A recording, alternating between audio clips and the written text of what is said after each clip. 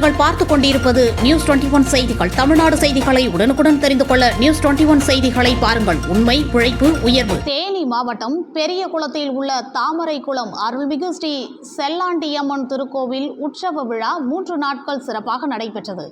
மாலை 6 மணி அளவில் பெரிய குளத்திலிருந்து குதிரை வாகனம் எடுத்து வருதல், முளைப்பாரி எடுத்து குதிரை காலில் வைத்தல் போன்ற நிகழ்ச்சி மற்றும் காலை 9 மணி அளவில் அம்மன் திரு ஆபரண பெட்டி கோவிலுக்கு கொண்டு செல்லுதல், பொங்கல் வைத்தல், முளைப்பாரி கரைத்தல் போன்ற நிகழ்ச்சி, பால்குடம், தீச்சட்டி, மாவிளக்கு மற்றும் இரவு குதிரை வாகனம் கோவிலுக்கு கொண்டு செல்லுதல் போன்ற நிகழ்ச்சியும் நடைபெற்றது.